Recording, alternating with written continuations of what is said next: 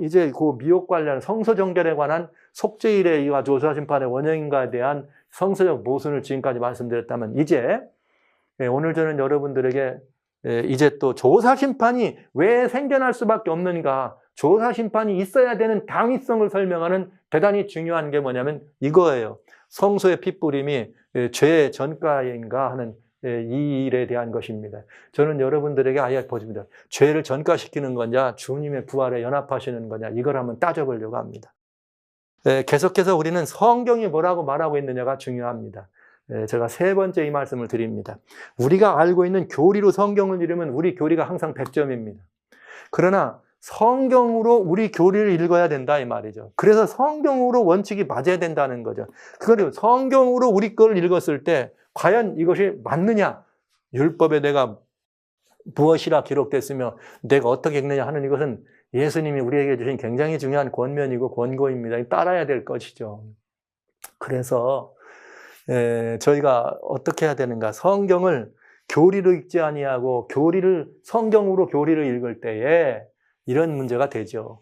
마음의 위안을 받고 사랑 안에서 연합하여 원만한 이해의 모든 부요에 이르더라. 하나님의 비밀인 그리스도를 깨닫게 하려 합니다. 여러분, 바로 이 말입니다.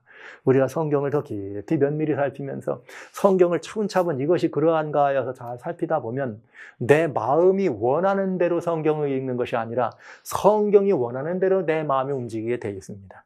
성경이 원하시는 대로 나를 움직이고 나를 역사할 때 우리는 원만한 이해 부유에 들어가는 것이고, 그럴 때 성경이 나를 이끌어 예수께로 인도하셔서 그리스도를 깨닫게 합니다. 그러나 우리는 점점 자주자주 내가 원하는 대로 성경을 읽기를 원하죠. 그래서 어떤 때는 이게 말씀 가운데 좀 찌르는 말이 있으면 넘어가고, 내게 좋은 것만 받아들이려고 하는, 내게 유익된 내 생각을 변증하기 위해서만 성경을 읽을 수도 있는 것입니다. 그렇게 되면 성경은 우리를 원만한 이해 부여에 들어가지 못하도록 할 것이죠. 그 다음에 우리는 예수님을 온전히 이해하거나 깨달을 수가 없게 될 것입니다. 자, 그래서 원만한 이해의 모든 부류에 들어가서 하나님의 비밀인 그리스도를 깨닫게 하는 이 문제를 가지고 한번 이 성소의 이 문제를 한번 우리 이제 마무리해 보자 이 말입니다. 자, 성경에는 뭐 특별히 이제 그 속죄에 관한 문제니까요. 죄를 어떻게 다루어졌는가? 성경 구약에 말하는 거예요. 이 성소에서, 성소 속에서. 구약의 성소에서는 첫째 뭘 했는가? 죄를 제물에게 전가시키고 그 제물이 죽는 일입니다. 그러니까 죄의 전가와 제물의 죽음이에요. 이건 뭐냐면 대속이에요. 즉 죄인이 죽어야 되는데 내가 죽지 않고 그저 제물을 대신 갖다 놓고 제물의 머리에 안수하면서 안수할 때 내 죄를 어떻게 합니까? 이 안수 거기다 옮깁니다. 그런 다음에 내가 그 제물을 잡는 것이죠. 그러니까 대속이 되는 거예요. 내가 죽을 걸 대신 죽는 거. 그 다음에 두 번째 단계는 성소 안으로 피를 뿌립니다. 그러니까 그렇게 해서 죽은 이 제물의 피를 가지고 성소 안으로 들어가서 휘장 앞에다 피를 뿌립니다. 때로는 성소 앞으로 피를 가져가지 않은 제물은 그 희생의 고기를 제사장이 먹습니다. 그래서 그게 기름 부은 제사장이 송아지를 피를 찍어서 갖다 뿌리고 이렇게 하는 것을 얘기합니다. 그 다음에 또 이 제사장이 피를 가지고 회막에 들어가고 속죄제 여기는 뭐라고 되냐면 죄를 위하여 제사 드리는 제사장이 그것을 먹어라. 피를 갖고 들어가지 않은 것. 그러나 피를 가지고 들어간 제물은 먹지 말아라. 이렇게 되어 있어요. 그러니까 이 두 가지는 같은 의미라는 거죠. 피를 뿌리는 것과 아니면 고기를 먹는 것은 같은 의미라 이 말이에요. 피를 뿌리면 고기를 먹지 말고 피를 안 뿌렸으면 고기를 먹어라. 이렇게 되어 있으니까 이건 어떻게 된 거예요? 성소회로 죄를 가지고 가는 거예요. 세 번째 단계는 뭐냐? 완전히 제물을 태워서 없애버려요. 완전히 제물로 들여서 이렇게 올려진 거 외에는 다 완전히 태워지는 거예요. 흔적도 없이 사라지는 것이죠. 죄가 어떻게 되는 거예요? 소멸되는 것입니다. 그래서 송아지 전체를 진 바깥 재버리는 곳에서 청결한 고를 가져다 불로 나무에 살을 곧 재버리는 것에 살을 찌라. 이것은 죄를 소멸하는 것을 의미합니다. 자, 그러면 이제 우리는 이 구약에 드려졌던 죄 문제를 다루는 문제는 상징이었다. 결국은 메시아 예수님께서 오셔서 그것을 완성시킬 것에 대한 예표였다. 그러면 이제 예수님 얘기는 과연 그 일을 이루셨는지를 봐야 되지 않겠어요? 예수님이 그 일을 했는지. 실제로 골로새 2장 16절로 17절에 그러므로 먹고 마시는 것과 절기나 월삭이나 안식일에 누구든지 너희를 편론하지 말게 하라. 이것들은 장래일의 그림자이나 몸은 그리스도 것이다. 여기 이거는 꼭 무슨 뭐 제사 문제만을 다룬 건 아니고요. 성소 안에 이루어졌던 모든 제사나 성소 안에 이루어졌던 모든 이 절기의 그 예식이죠. 이 모든 것들은 다 뭐다? 장래일의 그림자였다. 그러면 그림자는 실체가 있다는 뜻이죠. 그래서 그 그림자인데 실체는 누구를 가리켰느냐? 예수님이다. 그래서 예수님의 것이었다. 모든 상징은. 그래서 갈라디아서에는 4장에 이 사도 바울 사도가 말씀하시기를 이 모든 것들은 말이죠. 장차 올 것의 그림자인데 약속의 자손이 오시기까지 이렇게 되어 있어요. 즉 예수님이 오시기까지만 유효한 것이고 예수님이 몸이었기 때문에 그렇다 이 말. 그럼 이제 예수님이 죄의 문제를 어떻게 해결하셨는가? 자 보시죠. 예수님에게 죄가 어떻게 돼야 돼요? 우리 죄가 전가돼야죠. 그죠? 그런 다음에 예수님이 어떻게 되는 거예요? 우리를 위해 대신 대속의 죽음을 죽으셔야 됩니다. 과연 그런 일은 일어났는가 하는 거죠. 일어났을까요? 여러분 예수님이 이 땅에 오실 때 요한이 그랬어요. 보라 세상 죄를 지고 한 하나님의 어린 양이다. 그랬는데 예수님은 세상 죄를 지고 한단 말, 우리 죄를 대신 짊어진단 말이죠. 근데 이게 성서를 연구하는 분들이 한 가지 죄를 짊어지고 간다 그러면 계속 짊어진다고 이게 그 뜻이 아니고 죄를 짊어졌단 말은 죄를 그냥 죽어주신다는 뜻이에요. 그걸 예수님이 마가복음 10장 45절에 말씀하시기를 내가 온 것은 섬김을 받으려 한 것이 아니라 오히려 사람들을 섬기려 하고 많은 사람들 너희 모두를 위해서 뭐 한 거예요? 내 목숨을 뭐 하려고? 대속물로 주려 함이라. 내가 대신 죽으러 왔다. 예수님이 직접 말씀하셨어요. 내가 대신 죽으러 왔다. 그리고 실제 예수님께서 돌아가셨을 때는 어떤 일이 벌어졌는가? 지상성소에서 두 번째 하는 일은 죄를 가지고 그 피를 가지고 성소 안에 들어가서 휘장 앞에 뿌리는 것이었는데 예수님께서는 직접 대속의 제물로 돌아가신 다음에 어떤 일을 하셨는가? 부활하시죠. 부활하시고 승천하십니다. 승천하셔서 무슨 일이 벌어지는가? 이게 우리 주님은 우리를 범죄함을 위하여 내어줌이 되고 또한 우리를 의롭다 하심을 위하여 살아나셨느니라. 예수님이 우리의 의롭다함을 향하여 살아나시고 그 다음에 주님께서는 무슨 일을 했는가? 이렇게 여기 창조에 속하지 아니한 크고 온전한 장막으로 말미암아 염소와 송아지의 피로 아니하고 오직 자기 피로 영원한 속죄를 위하여 단번에 성소로 들어가셨느니라. 그러니까 예수님께서도 성소로 들어가셨어요.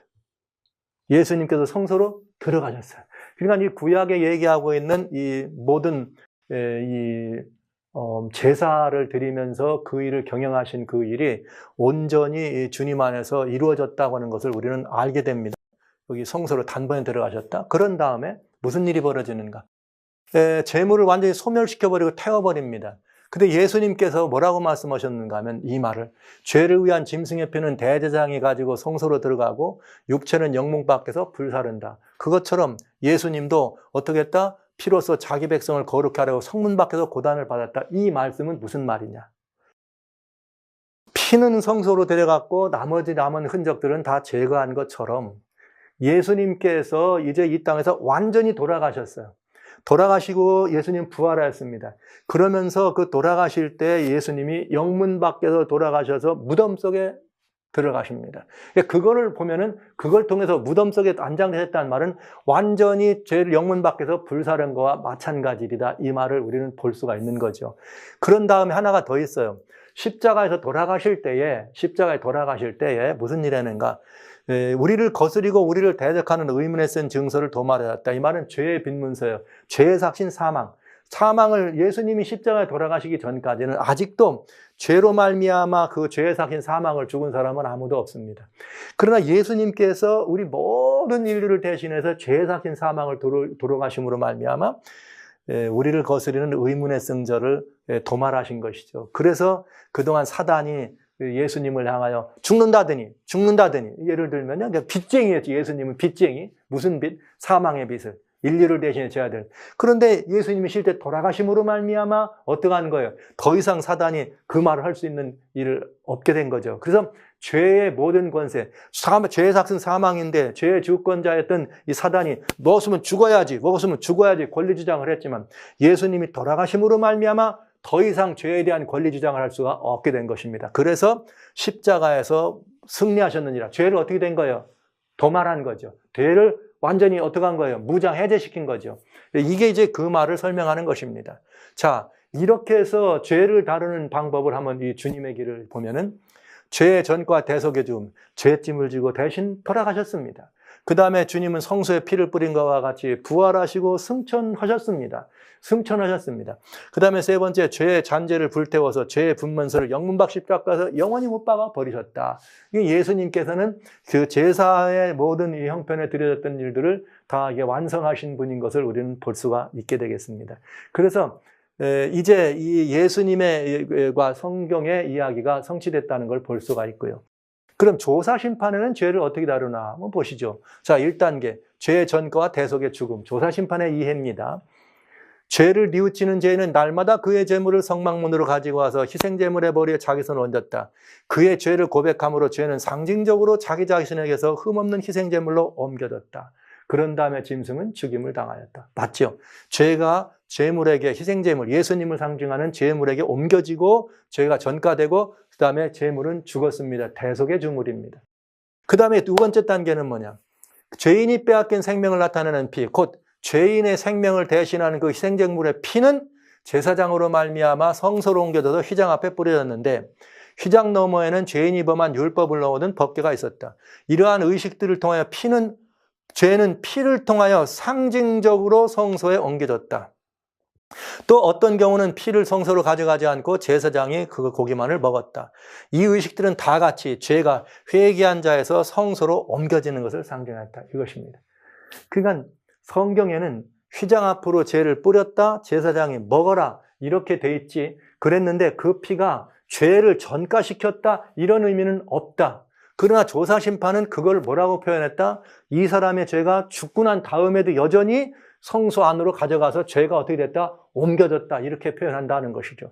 그러니까 약간 차이가 발생하기 시작합니다. 그 다음에 상징적 의식에서는 죄를 회개하고 고백함으로 하나님께 나온 사람들, 그들의 죄가 속죄제물을 피하여 성소로 옮겨진 자들만이 대속죄일의 봉사에 참여할 수 있었다. 그러니까 매일 드리는 제사에서 죄가 옮겨졌다는 말이 사실입니다.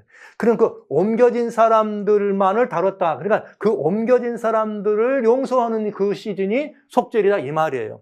그래서 마찬가지로 대속죄와 조사심판의 나라는 하나님의 백성이라고 공언하는 사람들만의 사건만을 다루게 된다. 이렇게 돼 있는 것입니다. 그러니까 이제 이 죄가 거기에 뿌려져서 들어갈 때에 이 죄가 전가됐는데 그거는 자기가 자기 죄를 고백한 그 개인의 죄만을 거기로 옮겨졌고 그것을 통해서 조사심판을 통해서 그 말하자면 속죄한 회개한 사람들의 죄만을 정결하게 한다 이렇게 표현되어 있는 것이죠. 그럼 이제 살짝 비교해 볼게요. 성경과 예수님은 뭐라고 하셨는가? 1단계 죄를 희생제물에 전가하는 것 마찬가지로 예수님이 우리들의 속죄제물로 대속의 죽음으로 돌아가셨습니다. 제2단계는 성소로 피를 뿌립니다. 예수님은 부활하셔서 성소로 들어가십니다. 3단계는 성경과 봤을 때는 대속죄일 때, 속죄일 때 일어나는 일은 이 속죄일 날 잡은 양을 통해서 온 이스라엘의 이런 그 죄를 어떻게 하는 거예요? 용서하고 정결하게 하고 도말하는 일입니다. 증언에는 뭐라고 되는가? 죄의 전과 죽음은 같습니다. 두 번째, 성소로 피를 뿌리는 의식을 성소로 죄를 옮기는 것으로 봤습니다. 그렇기 때문에 세 번째 단계, 회개한 사람들, 그 사람들만 조사심판으로 정결하게 된다. 그 사람들의 죄만을 제거하는 날이다. 이렇게 돼 있다는 거죠. 그러니까 어디서부터냐? 2단계부터 의미상에 약간 성경에는 이것이 무엇을 의미한다라는 말을 나타나지 않았어요. 조사심판은 성소로 죄를 옮긴다고 했습니다. 그래서 성경에는 마지막 때, 대속죄일 때는 모든 이스라엘 백성들의 모든 죄를 다 한꺼번에 도말하는 일이 벌어집니다. 그러나 조사심판에서는 이스라엘의 모든 죄가 아니라 회개한 사람들의 죄만을 도말하는 일이 있습니다. 약간 좀 유격이 생기기 시작하죠? 약간 유격이 생기기 시작합니다. 근데 여러분, 이제부터 이 문제를 이제 잘 살펴볼 필요가 있는데요. 자, 여기를 이따가 말씀드리겠습니다만 굉장히 중요한 걸 알 수가 있어요. 표상적으로 이루어진 어떤 봉사들이 무엇을 의미하는지를 이해할 때 우리가 잘 이해를 못할 때가 있어요. 그런데 이것이 미래의 일이라면 정말 이해하기 어렵겠죠. 그러나 이것이 어떤 것들은 역사적으로 성취되어서 지난 과거의 일이라면 이 A라고 하는 표상과 B라고 하는 원형을 잘 비교하면 아, 이 표상적으로 이런 일을 한 게 이런 의미였구나를 알 수 있는 게 있지요. 그거를 우리는 찾아본다는 것입니다. 그러면 우리 조금 더 후회할 것도 없고 오해할 것도 없는 일이 벌어질 수 있다. 이제부터는 뭐냐 이거예요. 그러면 진짜 피를 뿌림으로 죄가 성소로 옮겨지는가 하는 것입니다. 조사심판이 그렇게 말을 했으니까요. 그러면서 이제 이 부분을 살펴볼 거예요. 이게 정말 어떤 의미가 있는가. 조사심판은 왜 핏뿌림으로 죄가 옮겨진다고 하느냐 이 얘기를 설명할 때 딱 두 개의 성경절을 찾습니다. 두 개. 하나는 뭐냐. 안수로 죄가 전가된다는 거죠. 그 안수로 전가된다는 말을 레위기 16장 21절에 아사셀을 위한 염소에게 이스라엘의 모든 죄를 머리에 손을 얹고 안수해서 거기에 죄를 얹어가지고 내보낸다. 그러니까 죄를 어떻게 한 거예요? 전가시켰다. 이런 뜻입니다. 그래서 이 안수에서 그 모든 일을 하는 것은 죄를 전가시키는 것을 의미한다. 이렇게 되어 있습니다.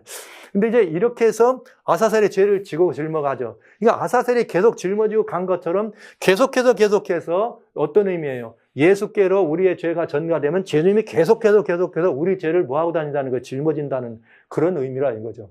그러나 여기에 죄를 안수한 건 분명하지만 이 아사셀은 예수님의 예표는 아니에요. 아시는 바대로. 그리고 여기는 또한 이 실제 이것이 우리 재석의 제물이 되려면 죽어야 돼. 안 죽었어. 그러니까 안 죽지 않고 살았다면은 그 옮겨진 죄가 그를 가져가는 것이 분명하지만 죽었으면 그 죄는 죽음으로 어떻게 되는 거예요? 끝나야 되는 것이죠. 이제 이런 부분을 우리는 좀 볼 수가 있다는 것이죠. 그래서 아사셀을 위한 염소에게 죄를 한 것이 죄를 전가하신 것인가? 어때요? 전가신 거 맞아요. 전가신 거 맞아요. 그러면 이제 이 전가신 건 맞다. 그러나 아사셀은 예수님의 상징이 아닌 것처럼 죽지 않았기 때문에 계속 그 진죄를 어떻게 한다? 지고 간다. 자, 그 다음에 이제 요거 꼭 기억해 주시고요. 두 번째. 제사장이 제물을 먹는 것이 제물을 짊어진 거다. 이렇게 표현했어요. 거기에 또 딱 한 성경이 있어요. 그건 뭐냐? 속죄제의 희상을 이 나답과 아비후가 죽은 이후에 이 속죄제를 드린 다음에 그걸 먹으라 그랬는데 안 먹어요. 너 왜 안 먹었어? 그게 무슨 뜻이냐면 속죄제의 희생은 지극히 거룩하다.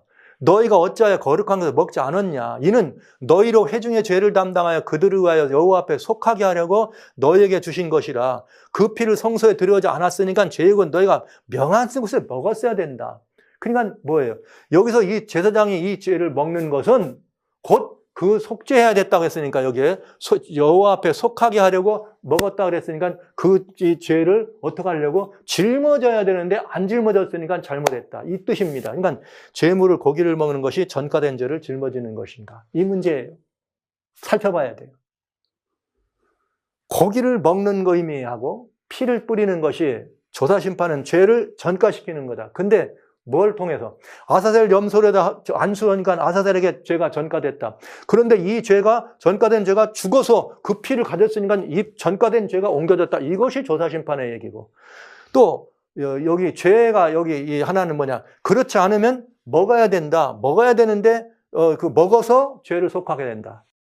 여기에, 이따가 나오겠지만 이 말씀 하나 드립니다. 이 속죄라고 하는 말, 이 대속이라는 말과 속죄라고 하는 말은요, 중요한 의미가 있어요. 그냥 예수님이 우리 죄를 위해서 한번 돌아가셨죠? 그 돌아가셔서 우리가 구원받으면 다 되나? 아니에요. 이 어톤먼트, 이 정말 속죄예요. 이 속죄의 의미는 굉장히 다릅니다. 다르단 말은 지금 우리가 생각하는 개념보다 훨씬 크다 이 말이에요. 속죄는 그냥 죄의 삭슨 사망을 짊어지고 죽어도 믿어서 우리가 살아나는 이걸로 끝나는 것이 속죄의 공과가 아니고 주님의 속죄는 하나님이 돌아가셨어요. 하나님이 돌아가신 것은 단지 우리의 용서만 위한 것이 아니에요. 죄로 말미암아 잃었던 모든 것들을 회복시켜주는 것까지 그 공로가 지속되는 것이고 그 죄를 들여온 사단을 완전히 파괴시켜서 멸망시키는 것까지 그 죄가 되는 거예요. 이걸 제가 여러분 지금까지 계속해서 역사적 구원이란 말, 역사적 구속이란 말을 쓴 거예요. 이건 굉장히 큰 거예요. 속죄의 은혜가 그 하나만 있는 것은 아니에요. 또 속죄라고 하는 말 속에 들어있는 것은 대속에서 죽는 것만 아니라 그 속에 공과로 말미암아서 뭐가 시작되는가? 제사장의 중보를 힘든 것 다 포함되는 것입니다. 이것을 합하여 다 어턴먼트 속한다는 말을 하는 거예요. 죄로 말미암아 망가진 모든 피조물까지도 회복돼야지만 비로소 속죄는 완성돼. 이것이 큰 역사적 속죄 구원이라는 것. 개인 하나하나는 나 죄 하나 용서받고 영생 얻으면 그만이잖아요. 그렇기 때문에 여기 보시죠. 너희로 회중의 죄를 담당했다. 이 말은 모든 이스라엘, 모든 인류를 말하는 거죠. 그래서 그들의 여호와 앞에 속하겠다는 말은 단순히 그 사람들의 죄를 짊어져서 이게 아니라 이 말이죠. 속죄에 더 다른 많은 의미가 있다고요. 이제 그걸 한번 이제 지금부터 봅니다. 재물을 고기를 짊어지는 것은 이렇게 성경이 요 딱 두 절입니다. 이것을 죄를 전가시키고 짊어지고 갔다는 것을 의미하는 것으로 해석할 수 있을까? 이 얘기죠. 한 가지만 제가 여러분에게 말씀드린다면, 보라 세상 죄를 지고 하는 하나님의 어린 양이로다. 예수님이 우리의 죄를 졌습니다. 이 말은 예수님이 우리의 죄를 짊어지고 끝까지 지고 가신다는 뜻입니까? 그게 아니고 예수님이 우리의 죄를 위하여 돌아가신다는 의미예요. 그래, 내가 짊어질게. 이 말은 내가 책임질게. 이 말이잖아요. 그러면 책임 한 번 졌으면 되지. 그 다음에 그 값을 갚았는데도 또 갚는다. 이런 의미는 아니라는 거죠. 그러나 이걸 보고 우리는 어떤 것들을 설명하기 위해서 우리의 입장으로 그걸 갖다 풀으면 그렇게 쓸 수가 있다. 보시겠어요? 그러면 이제부터. 자, 핏부림으로 죄는 성소로 옮겨지는가? 고기를 먹음으로 죄가 성소로 옮겨지는가? 이 문제입니다. 자, 생각해 볼 문제가 있어요. 생각해 볼 거예요. 성경적으로. 자, 한번 보시죠. 용서받은 죄에 대해서 한번 생각해 보세요. 죄의 삭은 사망입니다. 그러니까 사망은 한번 갚고 나면 그 다음에는 바로 뭐가 와요? 영생이 오게 돼 있어요. 사망의 값을 갚으면. 그 다음에 또 뭐가 있느냐? 우리 하나님께서는 동의서에서 먼 것처럼 우리 죄가를 우리에서 멀리 옮기신다. 주님이 속죄하시면 우리 죄를 끝내버려. 그래서 히브리서에서 뭐라 했는가? 내가 저희 죄를 다시는 기억지 않으신다. 이 말은 무슨 말이에요? 예수님이 돌아가시면 어쩌죠? 제물로 죽으면 속죄한 거예요. 제물로 죽어서 내 죄값을 갚으면 다시는 기억하지 않는다. 그러니까 죄는 죄값을 갚으면 없어지는 거죠. 죄는 죄값을 지불하면 끝장나는 거예요. 내가 무슨 벌금 묻을 죄를 됐으면 벌금을 내면 그 죄로부터 해방되는 거와 마찬가지입니다. 지금 그 얘기를 하는 거예요. 그래서 예수님이 내가 저희 죄와 저희 불법을 다시는 뭐 하지 않는다? 기억하지 않는다. 이게 뭐예요? 돌아가셨으면 그걸로 다 갚았는데 왜 이걸 가지고 다시 또 끌고 가야 되느냐? 이 말이잖아요. 이 부분에 대한 이야기를 제가 말씀드리는 것이고, 그 다음에 대속의 죽음과 죄인들의 관계다. 이 말은 뭐냐? 예수님이 우리를 위해 대신 돌아가십니다. 그 다음에 예수님이나 우리나 그 죽었는데 그 죄가 우리하고 어떤 영향을 끼치나 한번 보시죠. 로마서 6장 말씀이에요. 6장 6절로. 우리 알거니와 옛사람이 예수와 함께 십자가에 못 박혔다. 즉 대속이란 뭐냐? 예수님이 돌아가실 때 나도 뭐 하는 거예요? 죽는 것이에요. 여러분, 대속의 의미는 사실은 죽이려고 필요한 게 아니라 살리려고 필요한 거예요. 살게 하려고. 죽일 것 같으면 대속 왜 필요합니까? 그냥 죄값으로 죽으면 되지. 예수님이 우리 죄를 위해 대신 돌아가신 것은 우리를 뭐 하려고? 살게 하려고. 그래서 예수님이 돌아가실 때에 우리도 함께 뭐한 거와 마찬가지로 죽은 것으로 간주해서 우리의 죄값을 어떻게 했단 말이에요? 예수님이 돌아가시면서 다 갚음으로 우리의 죄값은 갚았다. 이 말씀입니다. 그러면 이제 어떻게 되느냐? 우리가 그렇게 갚았기 때문에 다시는 죄에 종노릇하지 말라면 죄에 끌려서 내 죄가 아직도 용서받지 못한 죄가 있어가지고 죄의 삭신 사망 때문에 종노릇하지 말라 이 말이에요. 그런 다음에 뭐라고 말했나? 죽은 자가 죄에서 벗어나 의롭다함을 얻었으며, 이 이유는 예수님이 부활하셨어요. 부활하실 때에 예수님은 어떻게 된 거예요? 이제는 죄에서 벗어나 의롭다함을 얻은. 그러면 주님은 부활하실 때 죄를 짊어지고 부활하시는 것이 아니다 이 말이죠. 그래서 우리가 그리스도와 함께 죽었으면 그와 함께 산다. 죄 없이 의롭다 하심을 얻었으니까 죄가 없어야 의롭지 않습니까? 그러니까 대속의 의미는 우리의 모든 죄를 위해서 대신 죽고 우리는 뭐 하게 하려고? 살게 하려고. 그래서 주의 부활하 죽은 자 가운데 사셨기 때문에 다시 죽지 아니하고 사망이 다시 그를 주장하지 못할 줄을 아니로라. 한 번 죽었으니까 죄가 우리를 다시는 어떻게 하지 못한다? 이제 주장하지 못한다 이 말입니다. 그래서 대속의 죽음이라는 것은 죄인들을 뭐 하게 하는 거다? 살게 하는 거다. 예수님이 우리를 의롭다게 해서 부활하신 것처럼 우리는 예수님 돌아가심으로 말미암아 나도 죽은 거다. 죽었으니까 죄로부터 완전히 해방되고 의롭게 됐다 이 말이죠. 그러니까 더 이상 죄를 뭐 할 필요가 없다? 종로로 될 필요가 없다는 거예요. 그런데 내 죄가 아직도 남아있다고 하면 종로로 든다 이 말이죠. 내 죄가 지금 뿌렸더니 아직도 거기 남아있어. 그럼 난 부활한 거 아니에요. 아직도 여전히 그 죄가 나를 주관하고 종로로 든다는 거. 성경하고 안 맞는 말이라 이 말이죠. 그런데 더 중요한 건 이것입니다. 실제 성경에서 피 뿌리는 게 뭘 의미했느냐? 성경의 답이에요. 보시죠. 자, 아까 제가 피 뿌리는 거하고 고기 먹는 거 두 가지 딱 있다 그랬죠. 전간다는 그런 표현으로는. 그거 뭐 오해할 수 있다 하더라도 이게 더 많은 부분을 보시겠어요. 레위기 8장에 보면 모세가 속죄자의 송아지를 끌어오니 아론과 아들이 속죄자 머리에 안수하며, 그쵸? 머리에 안수했어요. 자기의 모든 얹었어요. 그랬더니 모세가 잡고 피를 취하여 죽었어요. 그 다음에 피를 취했어요. 그런 다음에 이 피를 발라가지고 갖고 들어가서 다 했더니 피를 뽑았더니 단을 어떻게 되더라? 깨끗하게 되더라. 여러분, 피를 뿌렸더니 단이 어떻게 하더라? 거룩하게 되더라. 그럼 이게 내 죄가 옮겨진 피예요? 아니면 어떤 다른 의미 같아요? 충분히 다른 의미라고 생각하지 않으십니까? 성경은 성소에 피를 뿌리는 것이 정결하게 하는 것으로, 죄가 전가됐다고 하지 않고, 죄가 전가됐다는 말은 조사심판이 만든 말이고 상징적으로 옮겨져서 만든 말이고, 성경은 피를 뿌렸더니 거룩하게 되더라, 피를 뿌렸더니 정하게 되더라, 이렇게 설명되어 있어요. 자, 보시죠. 출애굽 29장에 사람들도 마찬가지예요. 죄인이에요. 죄인에다가 죄된 오른손 여기에다가 오른손, 왼손, 귓불이, 오른뿔, 발꼬리 했더니 피를 뿌렸더니 옷과 아들들의 옷이 어떻게 하리라? 거룩하리라. 사람만이 아니라 뭐마저도, 어떤 성소에 쓰는 기명이나 물건마저도 어떻게 되더라? 거룩하더라. 문둥병자도 어떻게 됩니까?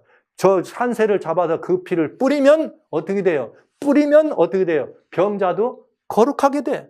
정결하게 받아. 여러분, 그러니까 성경은 피 뿌림을 뭐로부터? 죄로부터 정결하게 되는 것으로 간주한다 이 말이죠. 성경은 피 뿌려서 피가 그걸 전가시킨다는 표현은 한 군데도 없어요. 오히려 피를 뿌림으로 뭐가 된다? 정결하게 된다고 말하고 있다. 그러니 이건 굉장히 중요한 이 성경과의 유격 아닙니까? 모순 아닙니까? 사도 바울은 뭘 하겠는가? 이렇게 해석했어요. 염소와 황소의 피하며 암송아지의 피채로 부정한 자에게 뿌려 그 육체를 정결하게 하거든. 봐요. 피를 뿌린 것으로도 뭐예요? 정결하게 된다는 거예요. 죄가 전가된 피가 어떻게 우리를 정결하게 할 수 있습니까? 안 되잖아요. 하거든, 보시죠. 율법을 조차 거의 모든 물건이 피로써 정결하게 되나니 피 흘림이 없은즉 사함이 없느니라. 그러니까 피를 뿌렸다는 말은 용서받았죠. 모든 죄로부터 해방됐다는 것을 의미하는 것이에요. 죽으면, 그러니까 죄물에 머리에 안수할 때 죄는 전가되고, 그래 죽으면 이제는 그 죄로부터 뭐가 됐다는 거예요? 해방됐다. 여러분, 모든 피는 누구에게 속했는가? 성경대로는 하나님께 속했습니다. 죽었어요. 죄값으로 죽은 것입니다. 그런데 누가 돌아가셨느냐? 하나님이 돌아가셨어요. 하나님의 아들 예수님이. 그 모든 죄값을 치렀어요. 그런 다음에 이제 우리는 어떻게 된 거예요? 예수님이 죽으심처럼 죽고 우리는 뭐 해야 돼? 부활한다 이 말이죠. 의로운 사람이란 말이죠. 거룩하게 됐단 말이죠. 이 얼마나 놀라운 이 성경의 우리의 보증이고 이 확증입니까, 여러분? 자, 피를 뿌리지 않으면 그 다음엔 뭘 해야 되는가? 제물을 먹어야 돼. 자, 속죄 제물 자체도 여러분 보시죠. 어떤 것이냐? 그들을 위임하여 그들을 거룩하게 하는 데 쓰는 것은 그들은 먹되 타인은 이거 속죄물인 말이 아니라 거제물이고 드려진 모든 속죄물로 드려졌던 거 먹으라고 하는 그거는 거룩하게 하는 데 쓰여진다 그랬어요. 제사장이 먹으면 그들을 거룩하게 하는 데 쓰여진다고. 그러니까 거제물도 거룩하게 하는 거예요. 피를 먹는 것만 아니라, 피를 뿌리는 것만 아니라 고기를 먹는 것도 거룩하게 하는 데 쓰여졌다 이 말이죠. 죄를 전가시키는 게 아니고 거룩하게 하는 데 쓰여졌다고. 성경은 이렇게 얘기하네. 제물을 먹는 것도 피 뿌린 것 같은 의미라고. 여러분, 우리가 지금 성경을 어떻게 이해하고 있는 거예요? 머리에 안수하는 것은 전가시키는 것 맞다. 성경도 그렇게 얘기하잖아요. 그러나 죽으면 끝이다. 네. 그 다음에 그 전가시키고 피는 깨끗하게 하는 거다. 어디 한 군데도 성경에 피를 뿌려서 이 죄를 전가한단 말이 없다니까요. 죄물을 먹어라. 죄물을 먹는 것이 뭐 죄를 속했다는 말은 뭐까지 포함된다고요? 죄인이 완전히 다 거룩하게 용서되는 것까지 대속에 들어가는 거예요. 구속 속에. 죄물을 먹는 것도 어떻게 한다? 거룩하게 한다. 죄물을 먹어서 속하게 하는 것이 죄물을 먹었기 때문에 그 죄가 옮겨졌다는 뜻이 전혀 아닌 것을 알 수가 있습니다. 제가 자꾸 여러분들에게 이렇게 강조하는 데는 이만한 이유가 있는 것입니다. 성경은 단 한 번도 그렇게 말하지 않았는데 어떻게 우리 교리는 그렇다고 얘기하느냐 이 말이에요. 그러니까 이 문제에 대해서 상당히 문제가 있지 않느냐는 것이죠.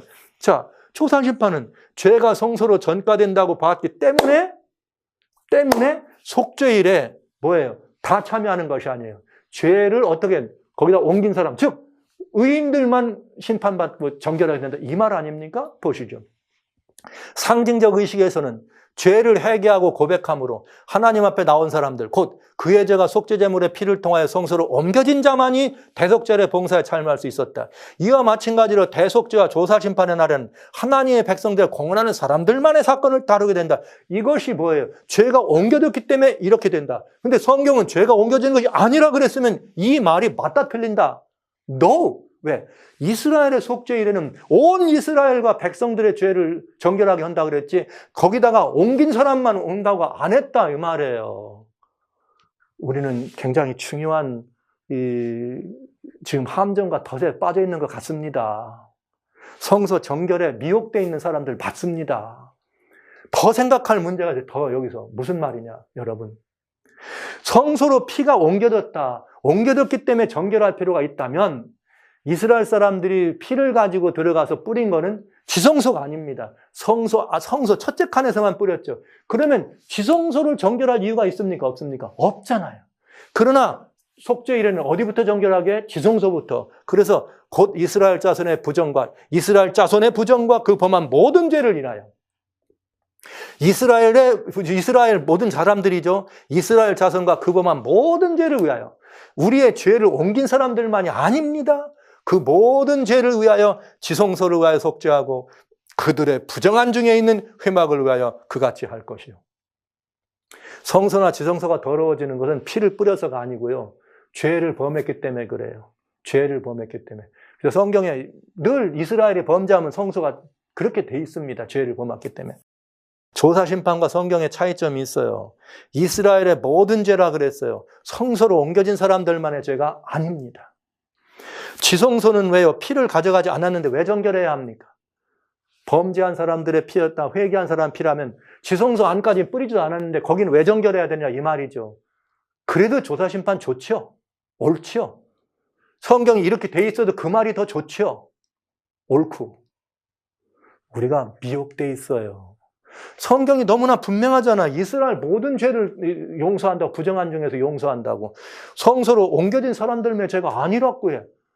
지성소로는 피를 안 가져갔어요. 그런데 왜 비성소를 전결하게 해야 되느냐 이 말이죠. 이 말이 성소로 죄가 옮겨진다는 말이 맞다면 그 말은 성경은 이렇게 지성소부터 지성소로 들어가지 않았는데 왜 거기를 정결하게 해야 되냐? 안 맞잖아요. 그럼 성경을 따를래요. 우리가 가지고 있는, 우리가 만들어낸, 우리의 생각으로 만들어낸, 우리가 원하는 교리로 이걸 읽으실래요? 분명하지 않습니까? 그런데 이제 중요한 것은 이것입니다. 정말 중요한 결과예요. 핏부림으로 죄가 전가되는가? 히브리서 9장 14절. 하물며 영원하신 성령으로 말미암아 흠없는 자기를 하나님께 드린 그리스도의 피가 어찌 너의 양심으로 죽은 행실에서 깨끗하게 하고 살아계신 하나님을 섬기게 하지 못하겠느냐? 주님이 죽으셨으면 그 죽으심으로 충분히 우리는 어떻게 된 거예요? 모든 것으로부터 사함받고 정하게 된 것입니다. 아직도 우리의 뭐가 옮겨져 가지고 그것이 다 제거될 때까지 이 사도 바울 때 아니 지금 우리는 조사심판 시대에 살고 있는 사람이고 바울 시대 그 성도들에게 얘기한 것이에요. 지금 우리는 어떻게 해야 돼? 그 성도들도 다 데려다가 지금 심판해야 안 됩니까? 그 사람들이 심판을 조사심판 알았더라면 맨날 멀었어. 이게 아니지. 어느 날 심판 끝난 다음에 이렇게 할 거라고 생각해야 될 거 아니에요. 바울은 그래 말 안 했습니다. 예수님이 그래 죽었으니까 지금 죽은 행실에서 깨끗하게 살아계신 하나님을 섬기게 못하겠느냐? 할 수 있다는 말입니다. 예, 핏부림으로 죄가 성소로 옮겨지는가? 성경적 결론은 핏부림으로 죄가 전달되는 것이 아닙니다. 성경은 전가된 죄가 없어지기를 기다리라고 말하지 않습니다. 왜요? 보시다시피 지금 우리는 어떻게 된다? 깨끗한 양심으로 모든 것으로 하나님을 섬길 수 있다고 말씀하십니다. 자, 이제 우리는 이런 문제가 남아요. 핏부림으로 죄가 성소로 옮겨지는 것이 아니었다. 그러면 도대체 핏부리는 의식은 아까 정결한다 그랬는데 단순히 정결한다고 하는 의미만 있는가? 굉장히 중요한 의미를 지금부터 봐야 합니다. 자, 핏부림의 의미를 보기 위해서는 구속이라고 하는 총체적 의미를 한번 더 보시는 게 좋겠습니다. 구속에는 최소한 기본적인 5가지 요소가 포함됩니다. 그건 뭐냐? 대속제물이 필요해요. 즉 말하면 나를 대신해 죽을, 죄인을 대신해 죽을 제물이 필요해요. 그 다음에는 대속, 실제 제물만 있으면 안 되고 그 제물이 죽어야 돼요.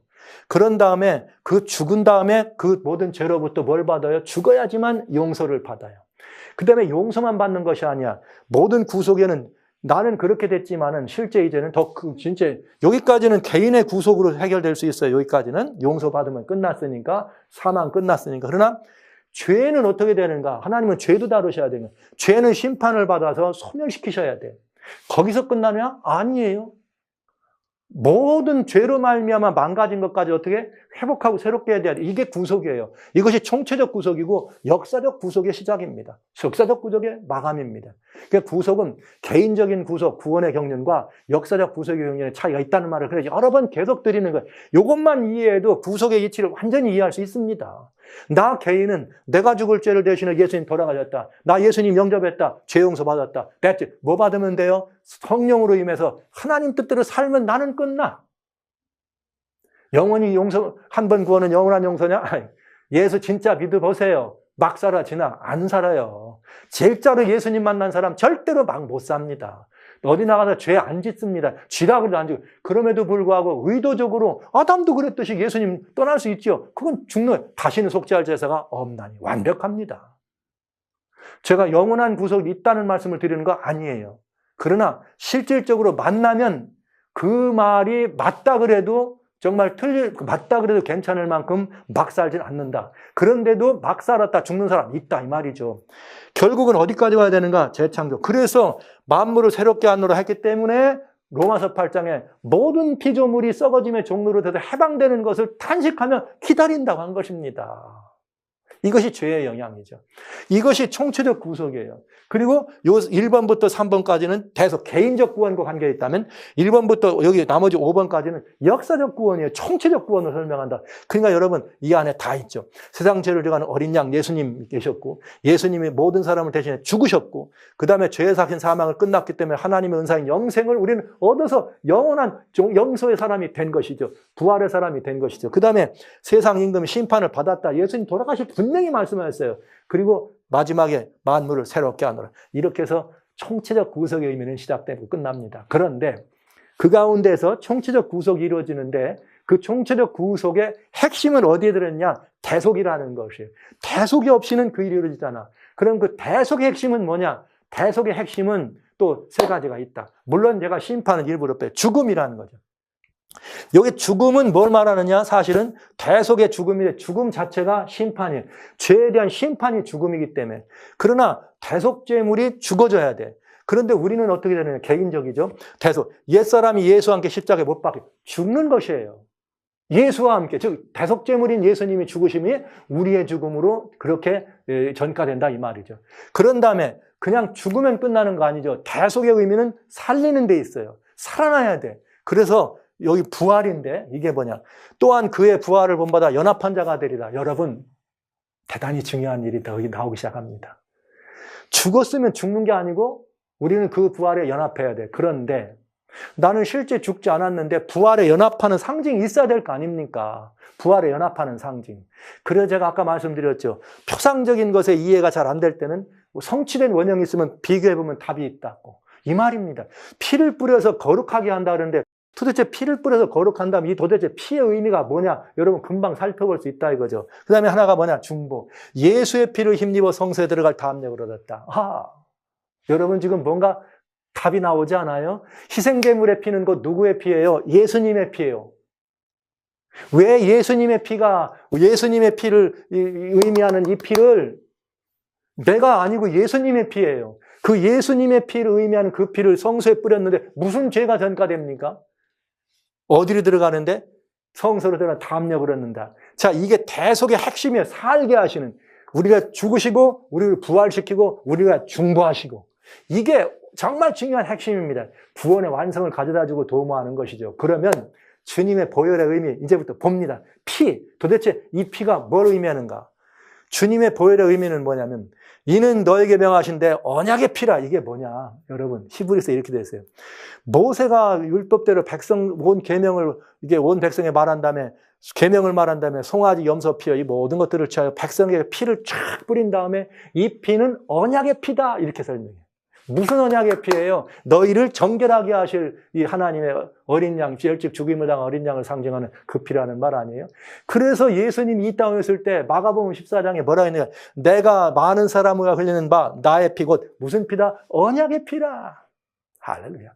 그렇기 때문에 주님은 처음부터 계속 내 피를 먹고 내 살을 먹어라. 내 피를 먹고 내 살을 먹으면 영생을 가졌다 얘기하신 것입니다. 그러니까 여러분 이 피는 언약의 피예요. 이건 먹어서 우리가 영생을 얻게 하는 하나님 예수 그리스도의 놀라우신 이 보혈을 의미하는 것입니다. 속죄제물의 그 흘린 피라고 하는 것은 내가 죽었다 전가된 게 아니고 예수님이 돌아가시고 그 흘린 피는 언약의 피예요. 언약의 피. 이건 대속의 의미예요. 대속의 의미. 무슨 말이냐? 우리가 그의 죽은 본받아 연합한 자가 됐으면 그 애를 보아봐라. 연합파가 되라. 그가 죽었으면 우리는 어떡하라? 함께 살 줄을 믿어라. 이러니까 성소에서 죽은 제물에 피를 가지고 들어갔다는 말은 예수 그리스도의 부활을 의미하는 것이죠. 부활에 연합하는 걸 의미하는 거예요. 예수님과 같이 죽었다. 예수님의 피가 성소로 들어간다. 우리도 그 피를 따라 어떻게 된다? 우리가 그 예수님의 그리스도의 피로 성소로 들어간다고 아까 안 했습니까? 우리의 그의 피를 힘입어 성소로 들어간다고. 그러니까 그 피는 예수님의 피요. 우리와 함께 어떻게 하는 피냐? 이런 피예요. 보시죠. 예수님은 죄를 위하여 한 영원한 얼굴을 들고 하나님 우편에 앉으셨느니라. 그런데 예수님이 뭐라고 한지 아세요? 하나님 우편에 앉았다. 그러니까 에베소 2장 5절로 6절에 허물러 죽은 우리를 그리스도와 함께 살리셨고 또 함께 일으키사 그리스도 안에서 함께 하늘에 앉히시니 할렐루야. 피를 가지고 성소로 들어간 것은 무엇을 의미했느냐? 예수 그리스도의 부활하심과 합쳐서 어디로 가는 거예요? 하나님 앞으로 하늘에 함께 앉히는 거기까지 들어가는 것을 의미하고 있습니다. 성소 앞 휘장에 피를 뿌리는 의미는 바로 그것입니다. 왜 그런가 한번 볼까요? 이유가 있습니다, 여러분. 이 휘장 앞은 바로 하나님의 보좌 앞을 의미하는 거예요. 그게 대단히 중요한 의미예요. 자, 보시죠. 성소에는 휘장이 세 가지가 있어. 하나는 무슨 휘장이냐? 출애굽 26장 36절에 여기 나오는 성소의 휘장이라는 건 뭐냐면 뜰에서 첫째 칸으로 가는 휘장이에요. 뜰의 문장이란 말은 뭐냐면 바깥에서 뜰 안으로 들어올 때 혹은 뜰에서 바깥으로 나갈 때 나가는 그 휘장입니다. 이 두 휘장의 모습을 보세요. 청자 홍색 실과 가늘게 군 배실로 수놓아 성막문 위에 장을 만들고 뜰문 위에는 청자 홍색 실과 가늘게 된 배실로 놓아 이렇게 해서 그 기둥이 똑같죠. 두 개는 그냥 똑같은 커튼입니다. 그러나 성소에서 지성소로 들어가는 가운데는 휘장은 장이 내용이 달라. 출애굽 26장 31절에 청자홍색 실과 가늘게 꼰 배실에다가 하나가 더 들어가요. 그 위에 그룹들을 공개히 수놓아라. 그룹이 뭡니까? 보좌를 둘러싼 하나님의 생물 아닙니까, 여러분? 그러니까 성소 중앙에 있는 휘장은 곧 이 성소의 휘장은 예수님의 뭐라? 육체니라. 히브리서 10장에 주님 19절로 20절에 그 휘장으로 난 길을 말씀하시며 육체라 말씀하였습니다. 그러면서 그룹들이 있다는 말은 신성을 의미하는 거죠. 예수님이 어디에 이 그룹이란 말은 하나님의 보좌를 둘러쓴 천사들을 말하는 거예요. 그러니까 이 휘장 앞에다 뿌렸다는 말은 하나님의 보좌 앞으로 들어갔다는 뜻이에요. 그래서 예수님을 따라서 함께 하늘에 앉혔다고 말씀하신 거 아닙니까, 여러분?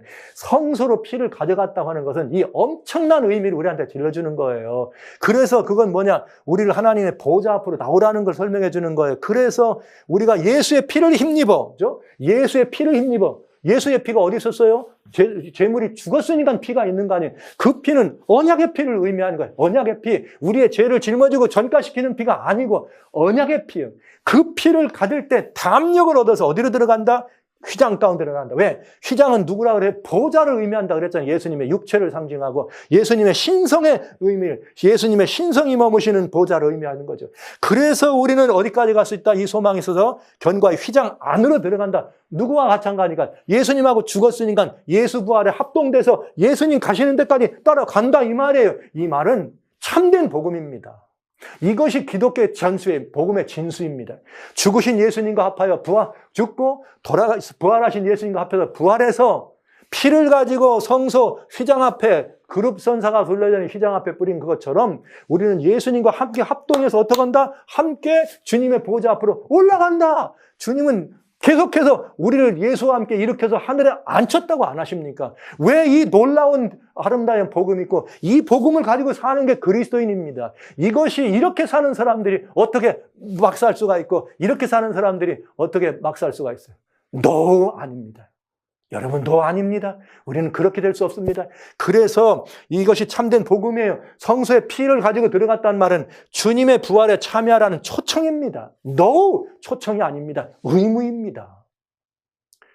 그런데 이 어마어마한 의무와 어마어마한 초청을 저버리고 죄가 거기를 전가돼서 언젠가는 내가 용서받을 때를 기다릴 거다. No! 이것이 좋으세요? 이것은 좋으냐 나쁘냐의 문제가 아닙니다. 옳으냐 그르냐의 문제인 것입니다. 성경은 우리들에게 분명히 그 피는 언약의 피라고 설명해주고 있습니다. 구약에서는 피를 뿌려서 정결하게 한다.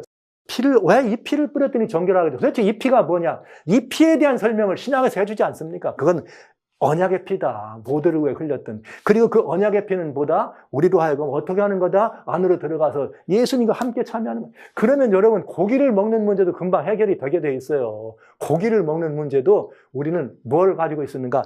제사장이 그 고기를 먹잖아요. 그게 거룩하게 한다 그랬어요. 그럼 피와 마찬가지라 그랬습니다. 안 들어갔기 때문에. 그건 뭐야? 예수님과 우리가 어떻게 되는 거야? 하나 되는 것을 말해.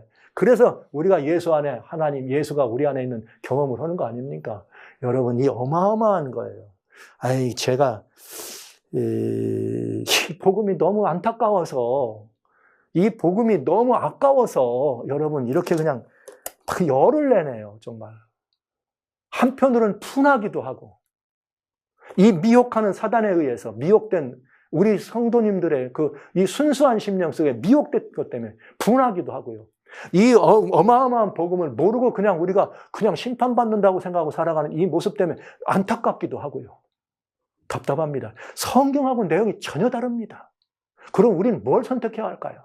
성도 여러분, 생각할 문제가 있습니다. 우리가 너무 조사심판에 익숙해 있어요. 그러다 보니까 어떻게든 이게 옳기를 바래. 이게 무슨 신앙이에요? 오기신앙이에요. 내가 지금까지 이렇게 믿었으니까 여전히 앞으로도 이렇게 믿을 거야 하는 오기신앙. 누가 그랬는가? 유대인들이 그랬어요. 예수님을 그래 거절한 거 아닙니까?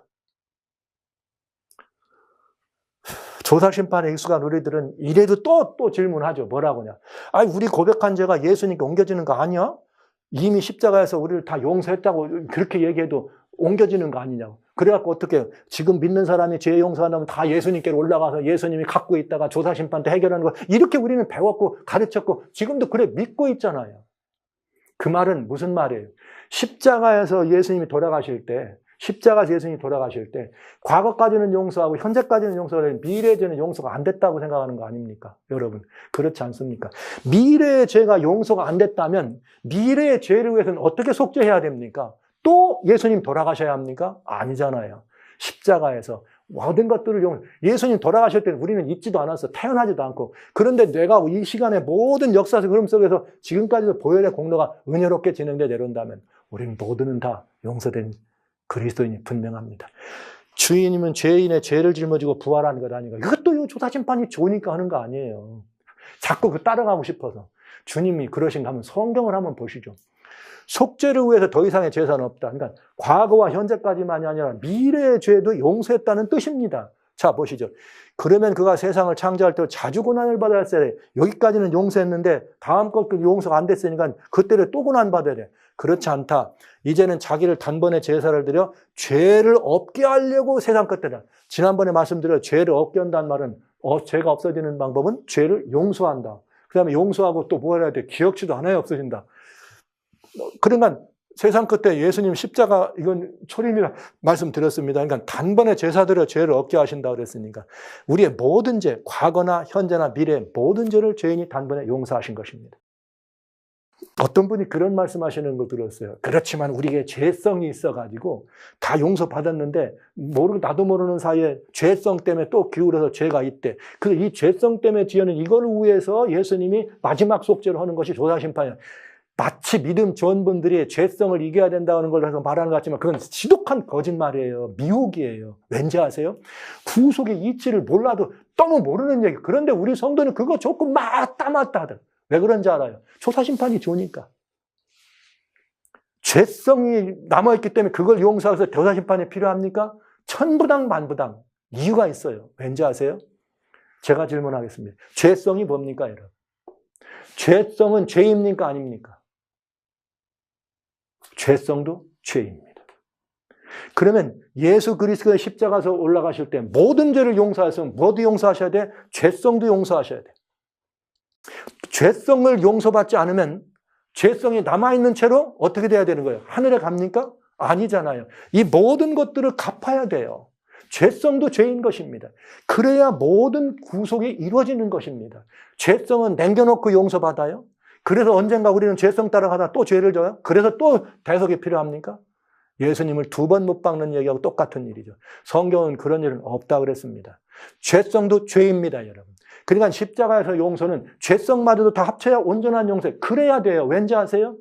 이분들은 뭘 원하느냐? 예수님이 이 땅에 오실 때 죄 지은 우리와 같은 죄된 본성을 가지고 오셨다고 얘기를 하는 거예요. 여러분, 몰라도 한참 모르는 소리가 있어요.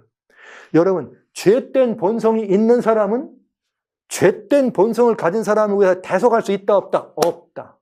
예수님은 죄를 알지도 못하는 분입니다. 죄하고는 전혀 상관없는 분이었기 때문에 죄성을 포함한 모든 죄를 용서할 수 있도록 돌아가실 수가 있는 것입니다. 만약에 예수님이 죄성이 있는 모습으로 이 땅에 왔다면 그분은 죄성 있는 인간을 위한 대속의 제물은 될 수 없다는 사실을 모르기 때문에 하는 얘기예요. 그래서 이 말은 정말 중요한 얘기입니다. 죄를 없게 했다고 하는 말은 완전히 죄를 용서하시고 죄를 이제는 하나님은 죄 보지 않아요. 예수님만 바라보시지. 우리가 예수 안에 있으면 완전한 백성이라는 사실을 여러분 기억해 주시기 바랍니다. 자, 그 다음에 그렇기 때문에 죄를 용서하셨기 때문에 다시는 죄를 위하여 제사 드릴 것이 없는 것입니다. 다시는. 여러분 이 말씀, 그러니까 속죄가 더 이상은 없다는 말은 예수님 모든 죄를 다 용서하셨다는 것이고요. 예수님 부활하실 때는 죄를 지고 지었지 않으셨어요. 왜냐? 로마서 4장 25절에 예수는 우리의 범죄함을 위하여 내어줌이 됐습니다. 죄 때문에 내줬습니다. 즉 죄에 삭힌 사망을 대신 죽으려고. 그러나 이번에는 우리를 의롭다 하심으로 하여 살아나셨느니라. 예수님의 부활은 무엇 때문에요? 죄를 용서하려고 한 게 아니고 죄를 짊어지려고 한 게 아니라 우리를 의롭다고 하려고, 하나님 앞에서 살게 하려고, 하나님 앞에 온전하게 하려고 부활하신 것이에요. 새 생명으로 거듭난 거예요. 옛날 사람이 아니고 새 사람입니다. 완전히 죄와는 상관없는 사람입니다. 이게 거듭남입니다. 이게 거듭남의 이치인 것입니다. 그래서 찬송하리로다. 우리 주 예수 그리스도의 아버지 하나님이 그 많은 긍휼대로 예수님의 죽은 자 가운데서 부활하심으로 말미암아 우리를 거듭나게 하셨다. 할렐루야. 예수님의 부활이 우리를 거듭나게 하신 역사적 사건이었습니다. 거듭났다는 말은 이는 육정으로나 혈통으로 난 자가 아니다. 하나님께로 난 자니라. 예. 범죄하기 이전에 아담과 하나님과의 관계가 똑같이 우리가 거듭나고 예수님을 그의 역사적 이 놀라운 사실을 영접하는 순간 개인적으로 우리는 하나님의 은혜로 말미암아 완전한 거듭남으로 하나님 도와주셔. 범죄하기 이전에 아담과 그 관계가 똑같은 관계에 들어가는 것입니다. 그러니까 여러분, 예수님은 죄를 지고 부활하셨다고 하는 사람들은 다 성경의 본질적인 이 말씀들을 온전히 이해하지 못한 사람이라고 이렇게 아예 단적으로 말씀드리고 싶습니다.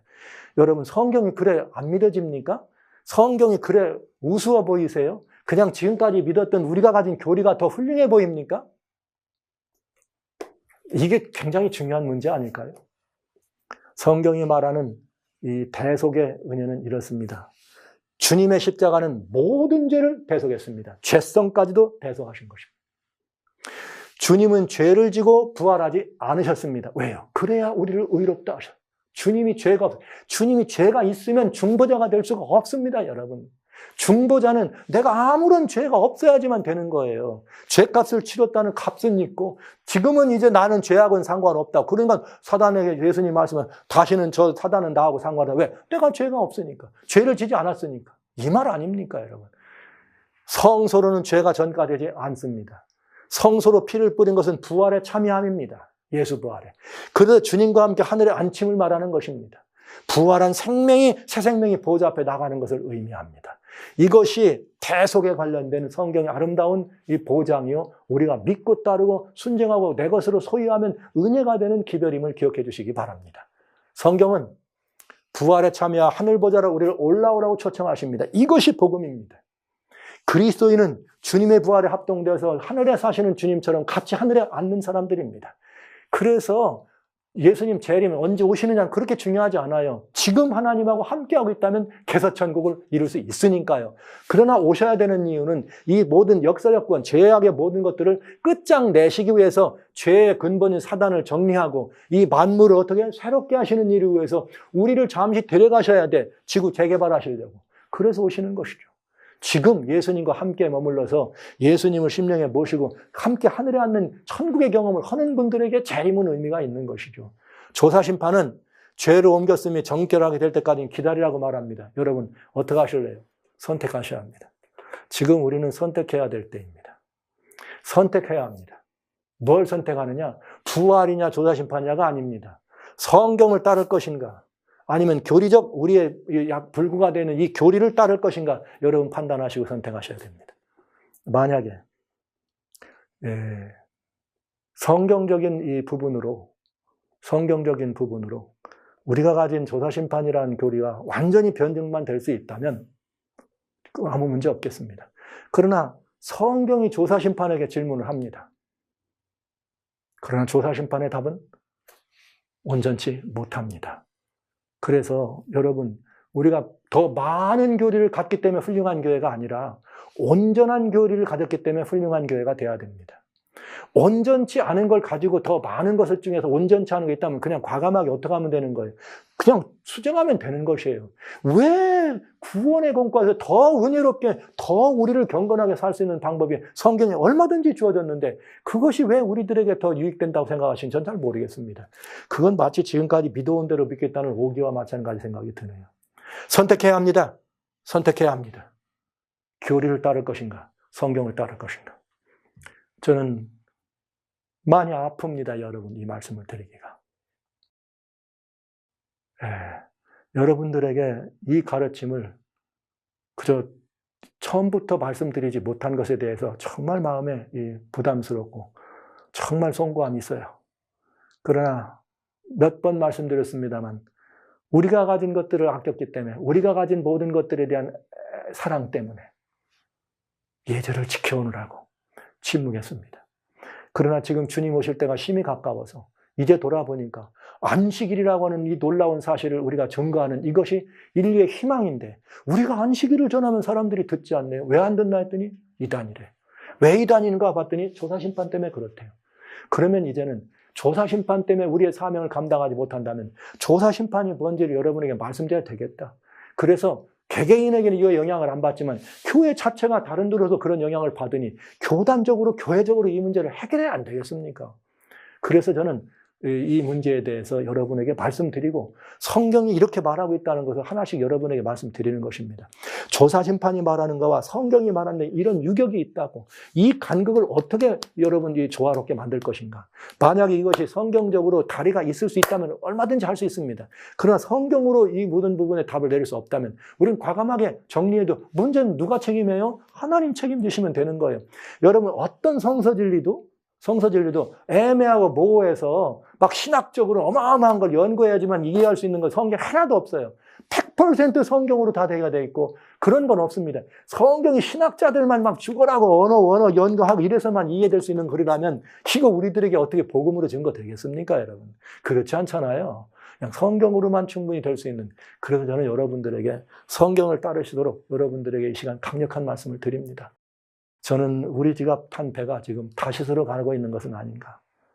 다시스로 가고 있다고 생각합니다. 이제 저는 조사심판이 성경에 있는 여러 그 성소진리와 제사법과 관련된 것이기 때문에 여기까지 조사심판과 성소진리에 관한 부분을 말씀드립니다.